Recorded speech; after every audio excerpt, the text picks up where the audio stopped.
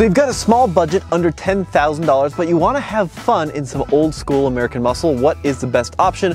Well, in this video, that's what we're going to find out today. What we have are two fairly slow old American cars, a Corvette and a Mustang, and in this video we're going to do a drag race, a roll race, and a braking test, and at the end of this video we're going to tell you how you can own that Mustang. Now, Case may have called these cars slow, which by modern standards has some truth to it, but they both represent a great way to have a ton of fun for a small amount of money. You see, these are both V8 powered manual transmission sports cars, and this is a 1997 Ford Mustang GT. We bought this basically pristine example for $8,500, but you can get these for much cheaper, $4 to $6K, for a pretty decent one. And I think it's a really good option for someone that, you know, not only has a small budget to buy a vehicle, but a small budget to maintain a vehicle. We'll get into that in a second.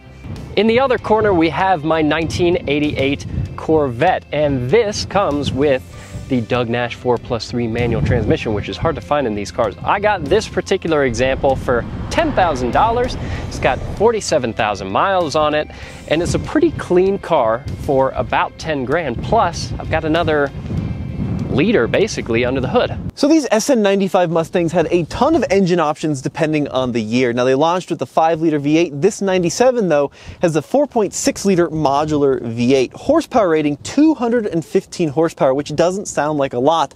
And to be honest with you, it's not a lot. Torque pretty significantly up from that though. And it's worth noting that these engines, albeit not the most powerful thing in the world, are incredibly long-lived. This 2-valve 4.6-liter is the same engine you'd find in not only Ford trucks of the era, but the Ford Crown Vic Police Interceptor and taxi cabs. For a few $100s, you can get pretty decent power out of them by changing the intake, changing the heads, adding an exhaust. They're very tunable units.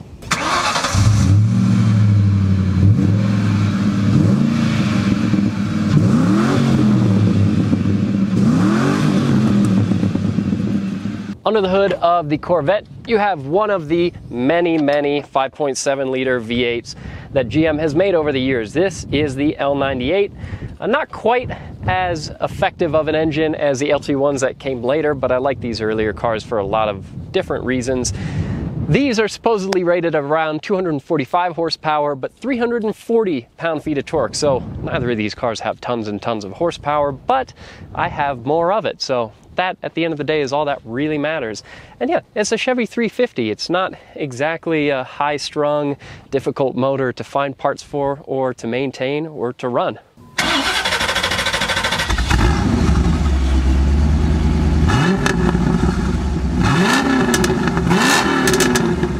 All right, Case, so have you run a quarter mile in that Corvette before? I mean, I've driven it further than a quarter mile, but it wasn't a quarter-mile race. Now, obviously you're up on power a little bit, so 215 versus 245, but you do have that weird 4-speed transmission. Yeah, my transmission is a little weird, and even though that car has a lot more miles, this car is a bit older and it feels a lot less modern. We got our Solo DLs, our GPS performance timers. They're running, so we'll see what happens. So we'll go 3, 2, 1, go. That sounds good to me, and it is worth noting, by the way, that neither of these are the fastest versions of these generation cars. Not by a long shot, but these are some of the more affordable. This is kind of the attainable man's drag race here. All right, so here we go. So let's see, how do I want to launch this thing? Manual transmission, both sticks. I think 2500 will do the trick. So in 3, 2, 1, go.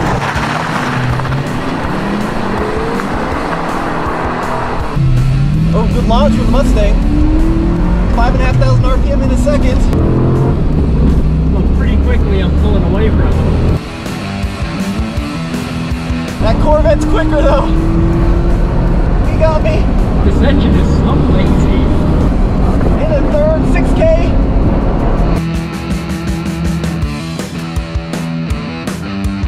$75 miles an hour there. 80, 85, 90. And on the brakes. Wow, it's loud here. 16.13 at 90 miles an hour. Not a spectacular time. This is enough to beat the Mustang by a convincing margin.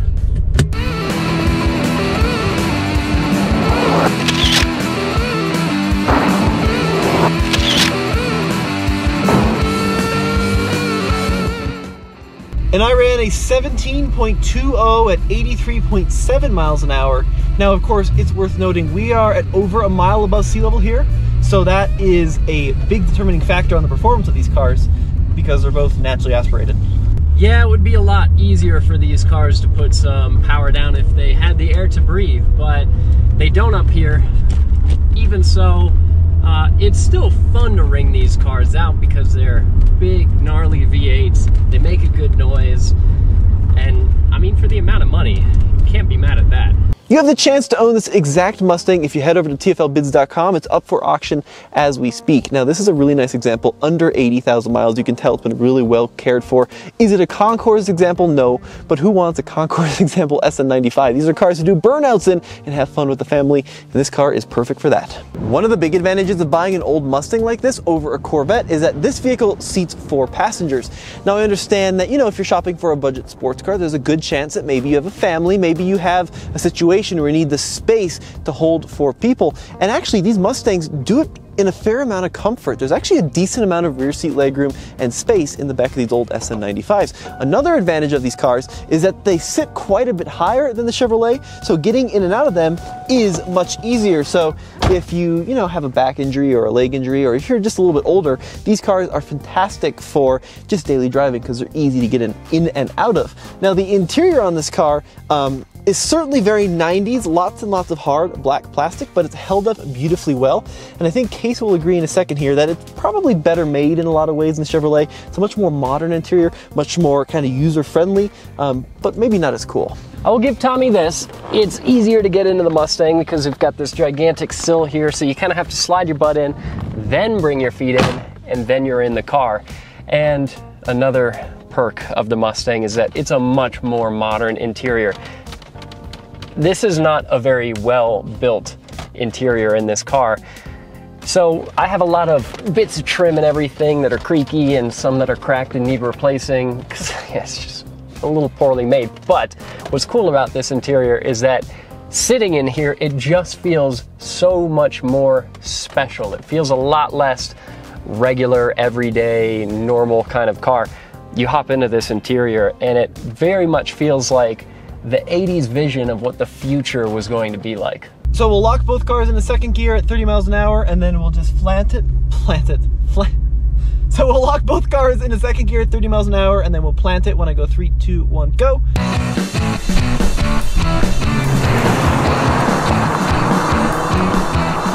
In 3, 2, 1, go. Oh, I got better gearing, but he's got more torque. Oh, it pulls away so easily, even with how long the throws on the shifter are. Yeah, he's got me.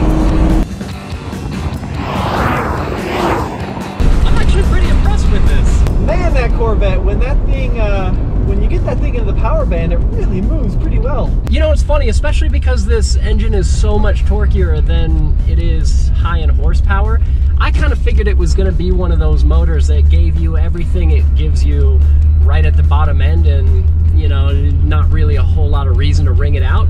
But if you ring this car out, it rewards you for it. It does build power as you stay in it.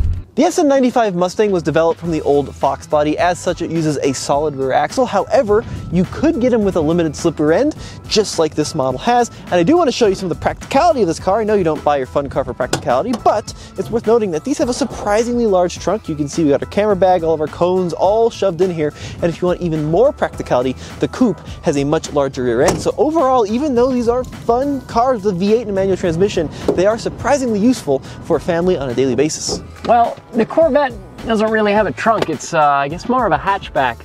And there's not tons and tons of space in here.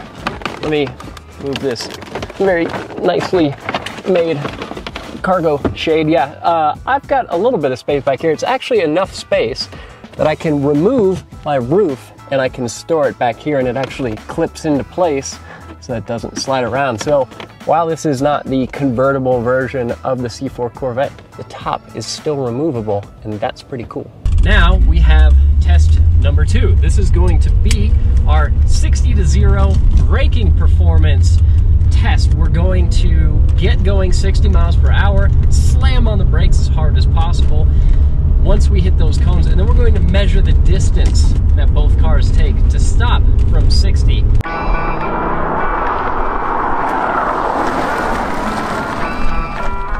Yeah, case looked pretty good. There was no wheel squeal, no tire slipping. I didn't spin around or blow anything up, so I feel okay about it.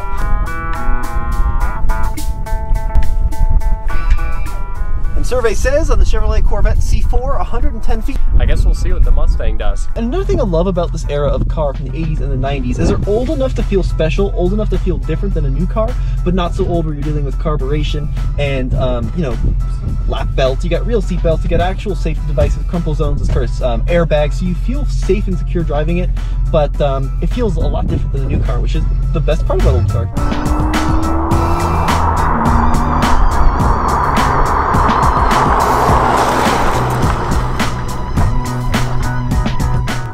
That this car is almost 10 years newer than the Chevy, it actually stopped a little bit worse. Now it could be a weight difference, right? You also have much wider tires on the Corvette, which do aid in stopping power. Both cars have discs, both cars have ABS, but let's go ahead and get the measuring tape and see how far they stopped. What do we got? All right, the Mustang stopped in 125.5 feet. So about 15 feet longer than the Corvette. Now both of these represent really awesome and durable, reliable, affordable classics that you can have fun with for a small amount of money. Now personally, as much as I love the Corvette, it's a much better looking car. It's a lot more interesting in a lot of ways. I think I'm gonna go with the Mustang when it comes to my recommendation. Sure, these SN95s are a little dopey looking from certain angles, but they're infinitely tunable. They're a ton of fun straight out of the box. They're very cheap to run and buy, and they're also very comfortable. I just think that these are fantastic values, although I'm sure Case will disagree. Tommy's right, at least about me not agreeing with him, not necessarily about these two cars. Not only would I go with this Corvette, but I did go with this Corvette because this is my car. I own it and I drive it a lot. So these, I think they just feel a bit more special for not that much extra money. And that to me is kind of what these cars are all about. So let us know in the comments down below which you guys would choose, and we'll catch you all in the next video.